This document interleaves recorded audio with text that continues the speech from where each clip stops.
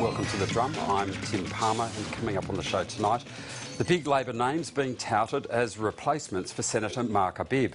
Should Tony Abbott ditch his parental leave plan to pay for a national disability insurance scheme? And the author of After America, political commentator Mark Stein, joins us too.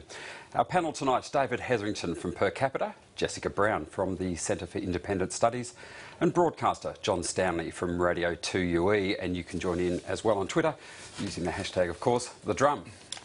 Well, a day after her resounding victory against Kevin Rudd, Julia Gillard is turning her mind to a cabinet reshuffle, and it could be a bigger shake-up than first thought.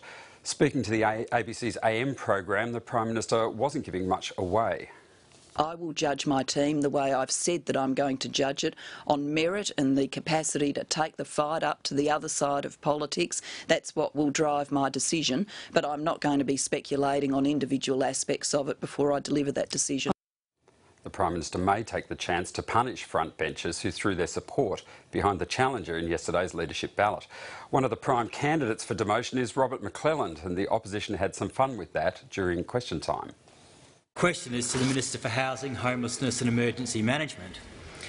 Will the Minister outline his future plans for his portfolios over the next 18 months? Julia Gillard will be looking for a new Sports Minister and Assistant Treasurer too, after Mark Habib quit both his portfolios and Parliament. He says there's no hidden reason for his resignation. There's been no deals. My reasons are totally personal. What I said yesterday in my statement was exactly the reasons why I'm leaving. There's no other reasons, and certainly I'm proud of what I've been able to achieve, and I'm looking forward to spending more time with my family and getting on with my life. Some interesting names are being thrown around to take Mark Habib's Senate seat, including two former New South Wales Premiers, Christina Keneally and Bob Carr. Both say they're not interested. Another party faithful who's in the running is former ALP President and Aboriginal leader Warren Mundine. At this stage, as I said, I have no comment on it, and we'll see what pans out over the next few days. It's all about merit, it's about performance, and it's about getting good people into Parliament and getting the team that Julia Gillard needs to drive forward. I think it's important that we do have a person on merit there and have an Indigenous person on merit there. The reality is you can't claim to be the representative of Aboriginal people if you're not going to promote people up through the system. John Stanley, who should take this Senate vacancy in your mind? I think it'll be Warren Mundine, but the Bob Carr story was a fascinating one today, and I wouldn't be ruling it out, ruling out that it happened. I think you can rule out that it's going to happen because they were very serious in approaching Bob Carr, and the story emerged that he wanted to be Foreign Affairs Minister. Now, Bob Carr several times over the last 30 years was thwarted in his ambition to go to Canberra, and he got the consolation prize of being Premier of New South Wales, but he always wanted to be Foreign Affairs Minister. You could imagine the conversation. Bob, are you interested? And he'd think, Senate? What am I going to do? The only job he's interested in Foreign Affairs, well, I'll do it if you give me Foreign Affairs. He spent his entire time at presidential libraries in the United States. Well, exactly. And if you think it through, it probably wouldn't have been such a bad move to bring Bob Carr in as Foreign Affairs Minister, dramatic flourish, but of course it would leave a lot of noses out of joint. But so Bob knew that when he said that pretty well cruelled it, and that was effectively like saying no. Would Christina Keneally have worked, considering Mark Habib's just gone? She was seen as being a functionary of the same sort of machine. One of the things the Labor Party needs in here is to put in something of a clean skin in terms of the kind of factional histories. You don't want someone with kind of deep factional scarring, and Christina Keneally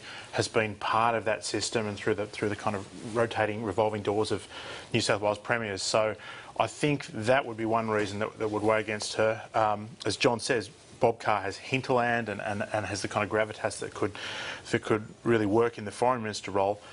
One thing his introduction would do is put another heavyweight in the caucus room, and there's all this talk of kind of third candidates, and you know, I wouldn't be surprised were he to go into that job that his name would appear in dispatches as a potential speculation already. Jessica, Simon Green might have been talking in his own book, wanting possibly to move to the foreign portfolio himself when he urged the Prime Minister to be assertive. I think people have read that as, listen, if you want to have retribution, feel free on my account.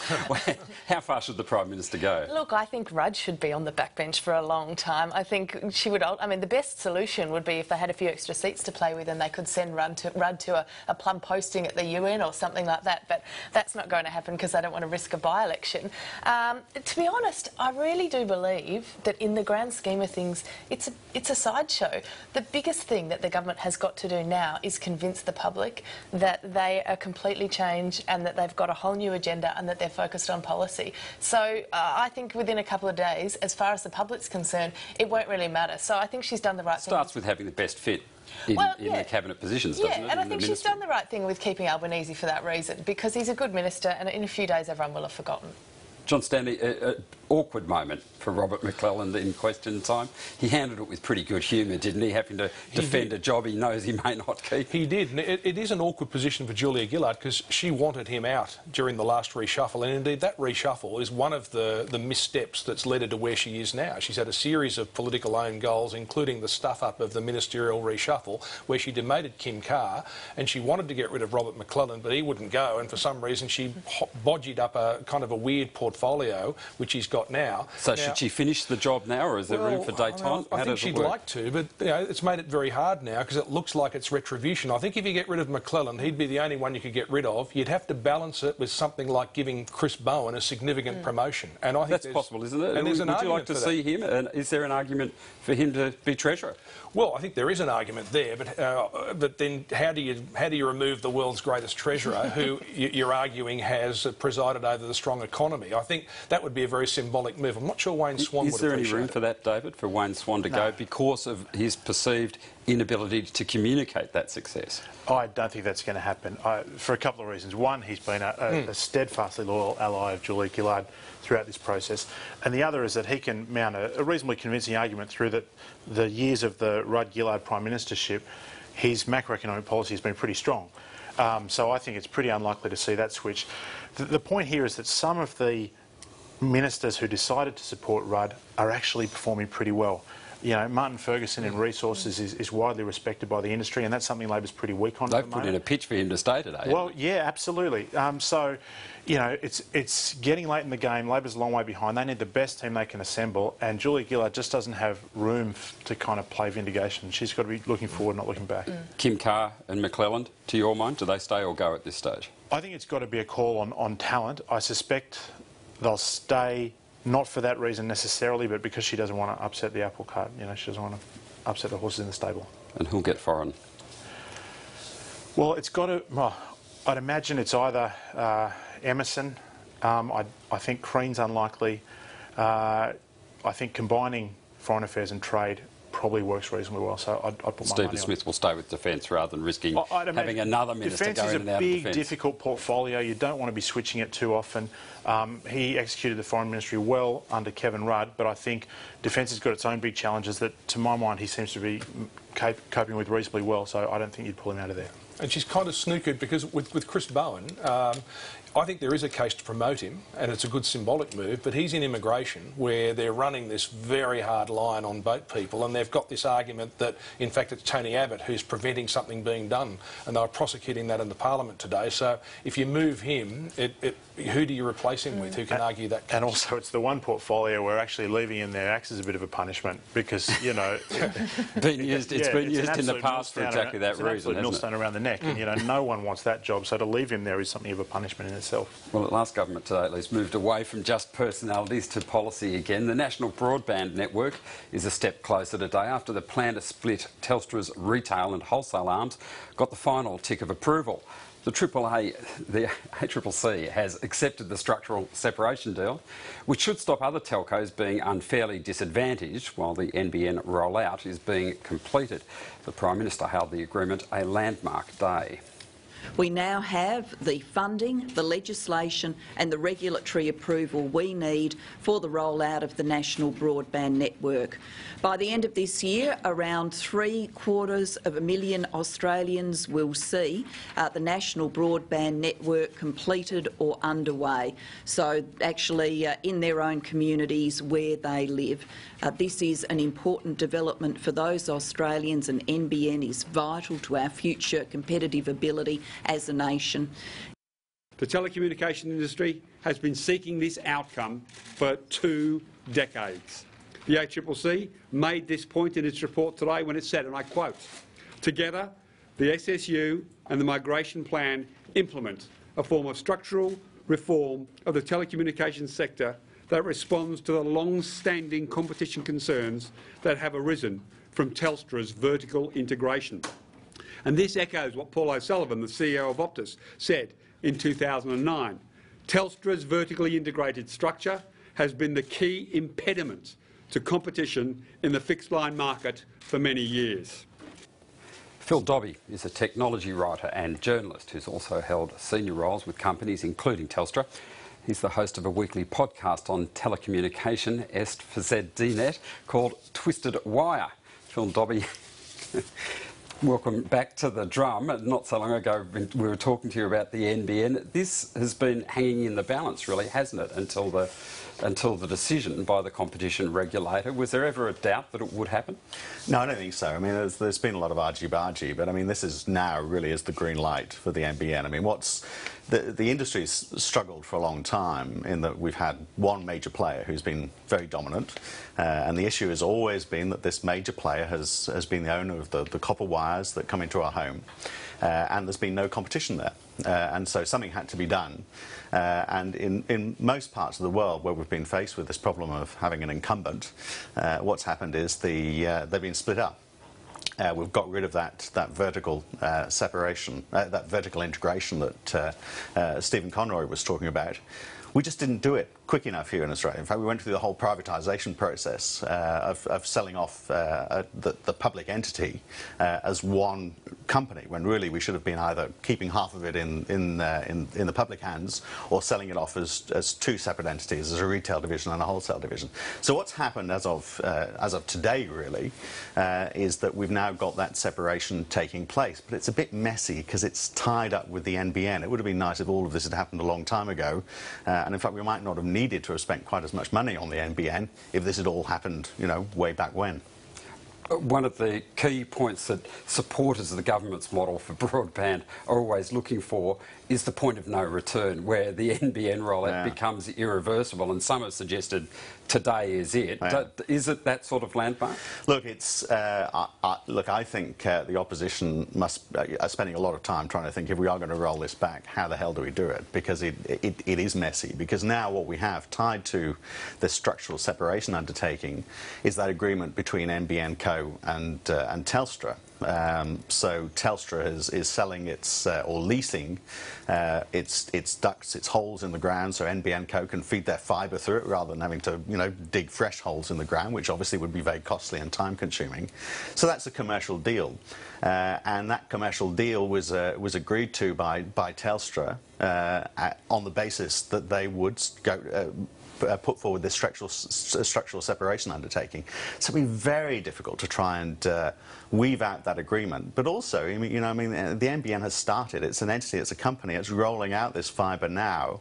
If you do stop it, what do you do with it? In terms of the pricing that Telstra announced and its plans for continued use of its copper network for some time now, what are consumers looking at now for the NBN? Is it becoming clearer, the kind of pricing that will emerge once there's competition? Well, I mean, Telstra's coming with some quite high prices. I mean, they say they've got several thousand customers already on the NBN with Telstra, but I guess, you know, they've got a huge customer base. You know, they're bound to lead in with a high price and drop it later. There are cheaper prices in the market. Look, I think it's going to be interesting to see whether we're actually getting a good deal ultimately with the NBN. I mean, some people, and you know, I sit on both sides of the fence on this. On the one side, I think the government's got to be there and playing a part, because it probably wouldn't happen otherwise. But on the other side, you know, there's a lot of cross-subsidisation going on here. We're paying for a rollout of a national infrastructure, which is cross-subsidising. We're cross-subsidising the bush, or people living in regional Australia, in the cities where competition might have been able to play out, and that might be pushing prices up for people who are in contestable areas. But there again, you know, the extent of that, I mean, you know, you could run complex mathematical models and might decide that, you know, it's not really having a big impact, but there's certainly some impact there. Jessica. I mean, Gillard said today that this is introducing real competition for the first time, but the reason that their motivation for doing this is so they can introduce a government monopoly in the NBN code. Is this, to me, it doesn't ring true. Well, clearly there hasn't been a great deal of competition up to this stage. And there's large parts of the country where if you want to get broadband now, you want to get DSL, you've got a choice of Telstra or not at all. The structural separation undertaking, which isn't really a structural separation, but the separation undertaking means that we'll start to see some equivalence offered. So Telstra is saying we will sell wholesale to any retailer on the basis of equivalence. So we won't do any special deals for our retail division. They've got no advantage over any other player in the industry, and the ACCC is there to make sure that they stick to the letter of the law on that. So in theory, we should start to see a lot more competition happening, particularly out of the capital cities, ahead of the NBN. But you're right. When we get to the NBN, we get back to a monopoly situation. But we're talking about an infrastructure monopoly there. We're talking about there's no point in having competition on infrastructure so that we have multiple wires going into every home. And we saw that with, for example, when Telstra and Optus both tried to roll out fibre or HFC across the country. It just wasn't viable in the end. So we don't want to go through that again. So I think there's a difference between retail competition and infrastructure competition. In retail competition, we all want to see that. Infrastructure competition probably doesn't make a lot of sense. Phil, there's been a bit of discussion around in the last couple of days about, with Telstra's announcement on its pricing, about Telstra keeping customers on the copper line phone network right through to the end of that network before it's switched off. Well, is that a bit of a storm in a teacup, or is that a kind of, questionable behaviour on the part of Telstra? Well, I don't know, it's questionable behaviour, but I mean, if you've got a lot of copper in the ground that you own and you've more or less written it off, and you can keep customers on as long as possible, rather than paying someone else to provide a service for you that you've got to buy wholesale, you'd keep them on it for as long as possible, wouldn't you? I mean, I think that's because they're bound by contracts that are already in place, is that right? No, I think they'll keep customers on. There's not a great deal of incentive when you think about it for Telstra to try and get customers onto the NBN too quickly. I mean, they get paid a sum for every customer that transitions. But if you were Telstra, I think you'd be going, well, look, we want the situation to stay as it is for as long as possible. Could that cost them customers, as others offer packages where the calls are VoIP, it's just broadband, you don't have to combine services? Yeah, look, I mean, long term, Telstra, like every other incumbent, faces the issue of losing customers because they've got so many to lose. It's interesting though when you look at the situation in the UK. BT went through this functional separation undertaking, and their situation, since they had their retail and wholesale arms split up, as a whole the company is worse off. I mean, their profits and share price fell, but their retail arm is actually the arm that's been doing really well. They've increased customers and they've increased margins from customers. So it's almost as though they've been given that electric shock. They've had the monopoly taken away from them, and all of a sudden they've become efficient. That can only be a good thing. Imagine that. Phil Dobbie, thank you very much for joining us to explain all of that. Well, it wasn't the only policy movement today. There was a major review of Australia's dental health, which has found that it's generally getting worse. The report by the National Dental Health Advisory Council says $10 billion is needed to fix the system, and it's recommended a universal Denticare scheme. The council says too many Australians have serious tooth decay, and childhood oral disease is on the rise again. The Greens say the report confirms a public dental scheme is the solution, and it's worth the hefty price tag. And there are huge costs associated with not doing it. At the moment, we have people who go to general practitioners. I was in general practice, and 1 in 10 visits were from people who couldn't afford to go to a dentist and ended up with infections and pain and so on. A lot of people end up in emergency departments, about 60,000 each year, and about $2 billion in lost productivity. So there's a huge cost already on the health system, and so we've got to take that into account. But yes, it is expensive. We're a wealthy country, we can afford it. It's about priorities. So we're really pleased that the report has expressed what we've been saying for a long time, which is that we need to aim towards universal dental care, so our scheme's called Denticare, and that we need to make that investment now. John Stanley, I guess a bit of a surprise in this report, after decades of childhood dental health getting better, from the 90s on, it's actually got worse, more cavities, more tooth disease. But what I guess we did know in the report is that dental health affects everyone's general health. Is it overdue, a Dentacare system? I think the argument for it's almost unchallengeable until you get to the bottom line and how you're going to pay for it. Because you'd like to think, at what point did we separate teeth away from the rest of our body? So if you've got a problem with your ear or your nose, it's covered by Medicare, but your teeth, which is such a fundamental part of so many people's health, is somehow separated off. So I think the argument's there, but what government, say the government announced tomorrow that we're not going to have a surplus, we'll have a slight deficit and we'll introduce this scheme, what do you reckon the reaction would be? Politically. Well, the thing is, Jessica, you can get 2 Gonskis for one Dentacare system, can't you, at $10 billion? There's a lot of stuff on the agenda. We've got $10 billion for dental care. You can have 2 Gonskis for that price. We've got $6 billion for the disability insurance scheme, $5 billion for aged care. I mean, there's a lot of talk about big spending initiatives going on here, and there's no money to pay for them. So this is all hypothetical. Cover all that with half a dozen submarines, couldn't you? Well, yeah, you could. What about a partial? The Minister, David, was talking about a partial introduction, and certainly they're talking about having a cap scheme for children, all children, not means tested, cap scheme possibly for adults, and increasing the public dental hospital service. Which part of that do you think is the priority? I think you'd start with kids, because that's the kind of long-term economic investment that you're talking about. I mean, the Green spokesman made the point that this is it's a productivity issue, it's a social cost issue, and my understanding of dental health is that, you know, your behaviours in childhood really affect dental health through the course of your life. So if you were to do it in stages, I'd be starting with the kids. I think universal or means tested to some extent, because they're talking about for adults that it would only be those I think with this is the kind of thing that warrants universal access. Social insurance works because you pull everybody into the pool, and some people need to use it and some people don't, and then you cover that with a general pool of money, and that's the way Medicare works. As John says, it's strange that we think about dentistry as separate somehow from the rest of our public health system. So I think you wouldn't cap access to the scheme based on income, but you start with kids and you stage it. And there's just no way that Labor can afford to go down this path in this term. They've got some massive, you know, initiatives on the runway that have huge billion-dollar price tags attached. And I think, you know, there's probably a necessary exercise in damping down expectations here and saying this is an important, worthwhile initiative, but it's probably one for the 2013 government of whichever stripe. Another one. I mean, it's not surprising that they released it yesterday on the biggest news day of the year. I mean, they only got it last week, but there was a sense of wanting to bury it. But I just want to take you up on the universal thing, because 70% of people are already have good care or pretty good care. They're doing it anyway. So you're paying 70% of people to do what they already do anyway.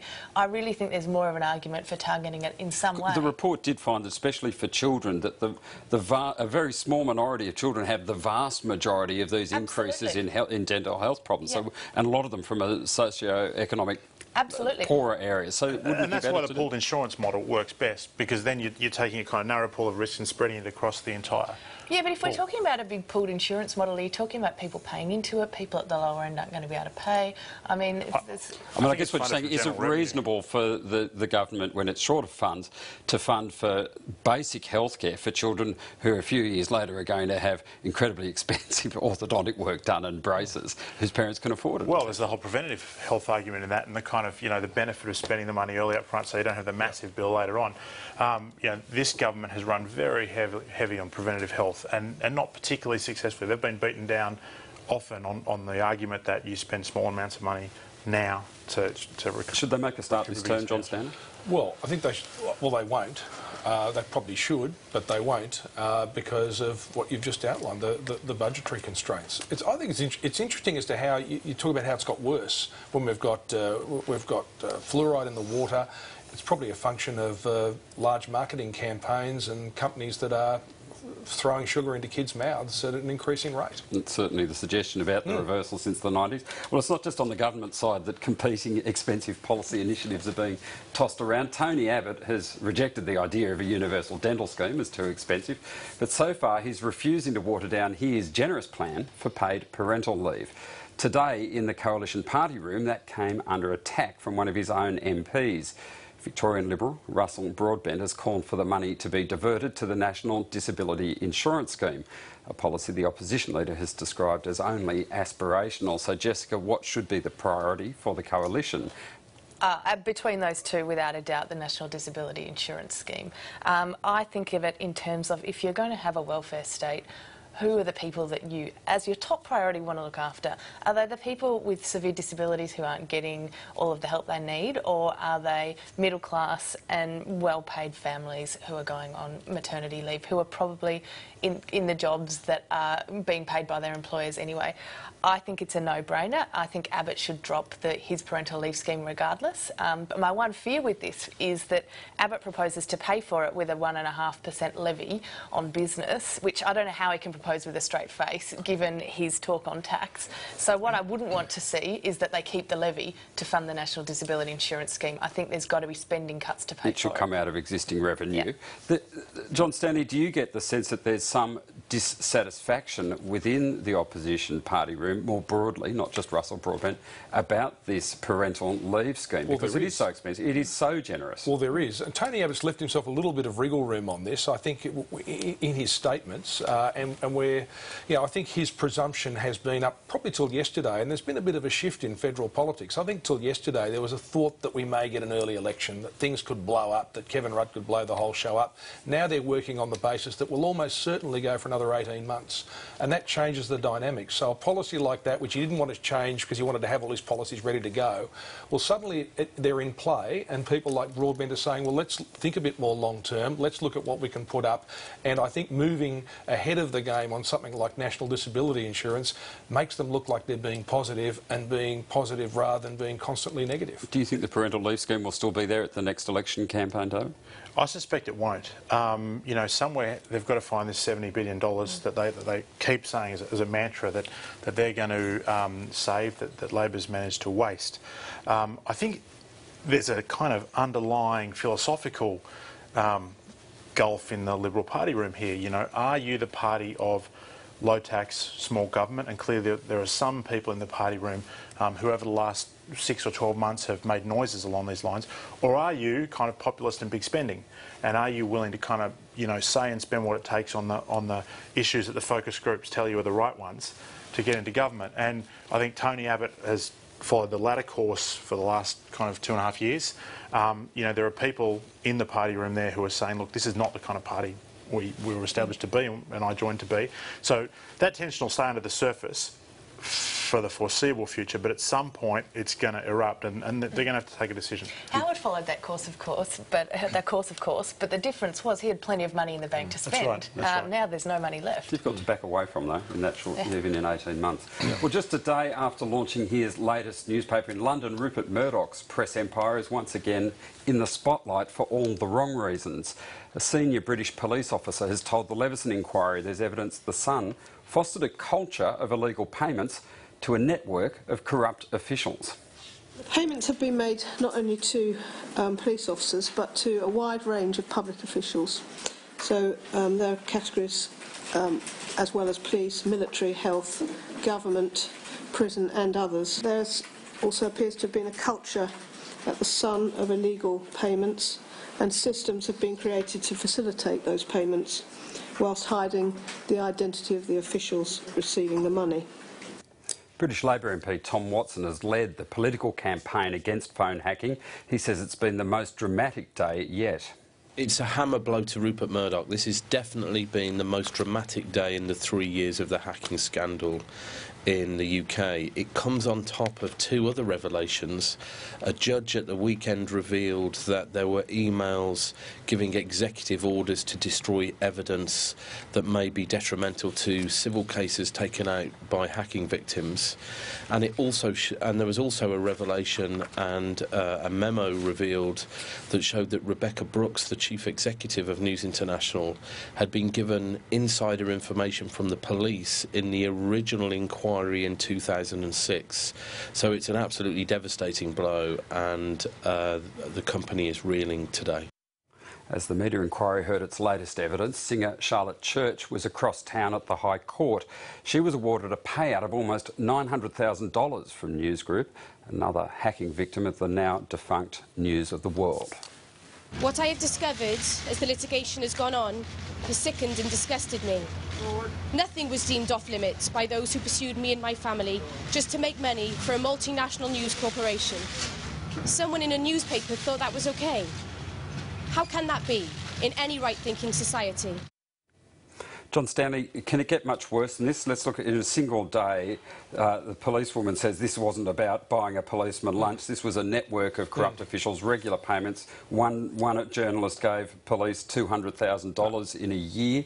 We have 200 more phone hacking victims taking action. We have Rebecca Brooks and Andy Coulson shown to have known for 6 years about the phone hacking extent. Where does it go from here? Well, it's dreadful, and it comes just after they've launched the new Sunday Sun. I think what we can say is it won't make much of a dent in the sales of the Sunday Sun because it's more entertainment. It doesn't seem to affect the sales, but this is not about newspapers that are on the way out. It's the electronic media where, of course, the future lies, and for Rupert Murdoch that brings in regulation in places like the United States if there's action taken there. Even here where you hear talk of a fit and proper person test under the regulatory regime for owning the electronic media in this country. So that's where there's going to be problems for him, and as this mounts, I think the difficulties for the Murdoch empire won't be in the print media, it'll be in their electronic media holdings, and that's where the future's going to be. In Britain, David, would News International pass a fit and proper proprietor test at this stage? Well, you'd have to wonder, and you know, interestingly here, Andy Coulson was the communications advisor to the current Prime Minister David Cameron. So, you know, there are all kinds of unusual links between the Murdoch family and the Murdoch empire and both sides of politics in the UK. So, it'd be hard for any of them to call at this stage the unfit person, or put the unfit person label on them. I suspect the Sun on Sunday will thrive, and I reckon they've set it up in a way that's completely quarantined from everything else that's happened. I bet it's got kind of discrete legal structures and all the rest of it. But the people involved, you know, Rebecca Brooks, Andy Coulson, probably James Murdoch, maybe even Rupert Murdoch, they've got some real, not just ethical, but legal issues now. And so, you know, while the entity and the enterprise will probably continue, the people involved may well move on. Jessica, well, Charlotte Church is talking about the absolute disgust she feels towards News of the World. The paper that's taken its place, that was so loathed by the end by the British public, that's taken News of the World's place, the Sunday Sun, sells more than 3 million copies, massively diminishes all of the other Sunday newspapers' readerships in its first day. Can you explain that? There's a market for this stuff, and I think we can talk about the morality of Rupert Murdoch and News Corp in doing this. Essentially, there's a market, and anywhere there's a buyer, there's a seller. And if it wasn't them, it'd be someone else. Because I think society, and a lot of us, are ultimately two-faced on this. We tut-tut about it and moralise about how awful it is, and then go out and buy the papers and read it. As you can see, 3 million people bought that paper on the weekend. I agree. I think there's going to be a big future for it, and it's very difficult to regulate away this kind of vice. People have an appetite for this salacious gossip. Remarkable, and shows Rupert Murdoch's judgment in delivering it again, I guess, as he was in the newsroom itself for the first edition. Well, next on the drum is America on the road to ruin. We talk to US-based commentator Mark Stein.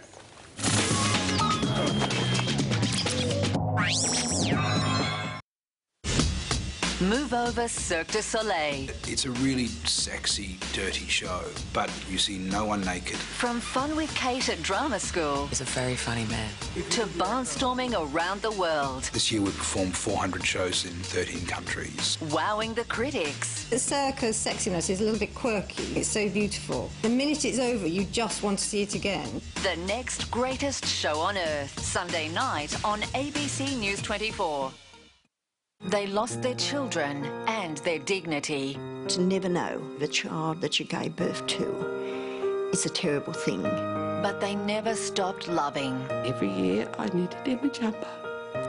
So when he eventually turned up, he would know that I loved him. 3 decades on, they are fighting back. They need to know that we didn't give our babies away. We weren't given our babies in the first place. Adoption or child theft. Saturday, ABC News 24.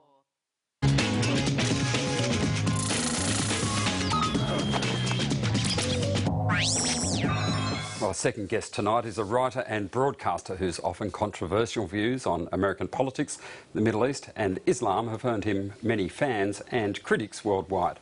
Mark Steyn's a regular on the Rush Limbaugh and Sean Hannity shows, but he also writes about the arts, including musical theatre. Born in Canada and schooled in England, he now calls New Hampshire home. Mark Steyn's latest book is After America, in which he argues the US is heading for a big fall. He's in Australia for a series of events organised by the Institute of Public Affairs in defence of free speech. Mark Steyn, welcome to The Drum. Great to be here. If we can talk about American politics briefly at first, how crucial is this week for Mitt Romney? Can he regain momentum, or is it all there now for Rick Santorum to sweep into Super Tuesday?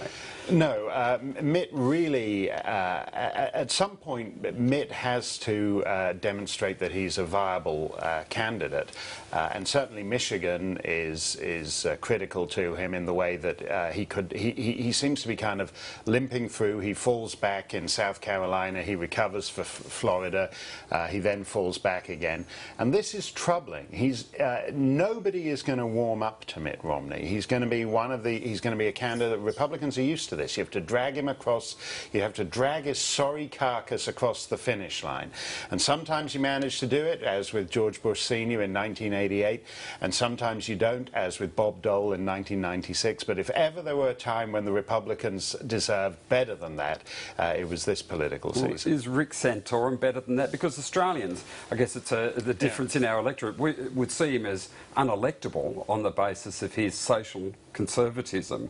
In the last week, he's had one of his key financial supporter, Foster Friess, suggesting back in his day contraception meant putting an aspirin between the gal's knees. In Australia, that wouldn't play so well. How does it play in the United States? That's not really a joke. I mean, just to get into that for a moment, that's like an old bit of folk wisdom, which says that in a sense, a young girl's sexuality, she has a certain amount of discretion about it, and if she wants to plead a headache and retire earlier in the evening at 9 o'clock to go home to bed and read a magazine with a nice cover story about Eleanor Roosevelt or the Queen Mother, that's healthier than maybe going out and getting blotto and at 3 a.m. not knowing whose bed you wind up in. And actually, you know... Sure, but it's been seen as emblematic of the real social conservative Rick Santorum. Is he electable if he was the nominee? Well, I think Rick Santorum is right to this extent, that the fact America is broke, it's got a $16 trillion of debt, it's broker than anyone's ever been in the history of the planet. But that is not just a bookkeeping accident. It's to do with what kind of a society you are.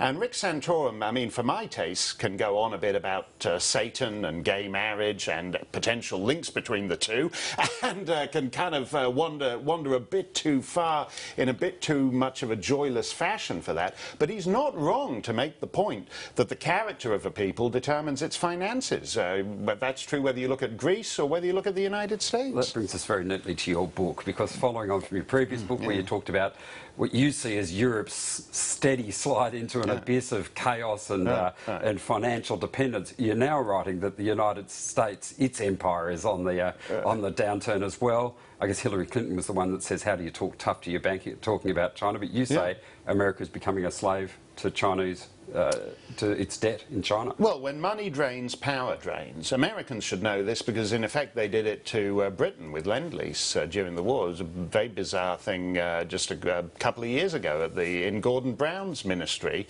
where his Chancellor of the Exchequer finally paid off the final instalment of British war debt to the United States. The history of that debt is the history not just of a massive transfer of money from London to Washington, but a massive transfer of power too, which is why ANZUS exists. I mean, Australians know this. At a certain point for Robert Menzies, it became more important to get a good hearing in Washington than in London.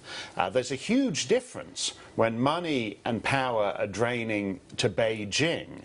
That's a very different scenario from the British-American transfer of power. But of course, Britain lost an empire at the time of the war too, and it still spent money for the next 50 years to pay up that debt. How does the United States end its problem with debt, to your mind, in that case? You can't just stop all spending. No, you can't, but you can certainly stop totally insane spending. And anyone who's looked at almost any aspect of federal spending in particular, I mean, the United States government is moving toward a model where it spends $4 trillion, but $2 trillion of which is borrowed. And it's clear that American government has outspent America's ability to pay for it. I think there's a big question about whether it's now outspent the world's ability to pay for it. I mean, an official US Treasury document calculated that US government was affordable if the rest of the planet was willing to sink a fifth of its GDP into US Treasury bonds. That's absolutely astonishing.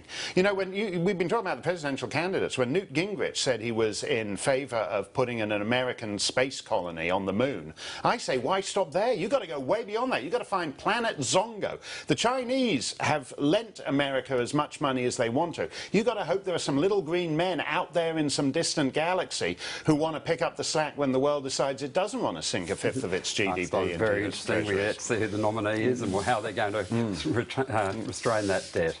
But thank you for joining us. That's all for The Drum today. Thanks very much to the panel too, David Hetherington, Jessica Brown and John Stanley, and Mark Stein joining us as well. You can check out the website at abc.net.au/The Drum. I'll be back same time tomorrow night. See you then. Good night.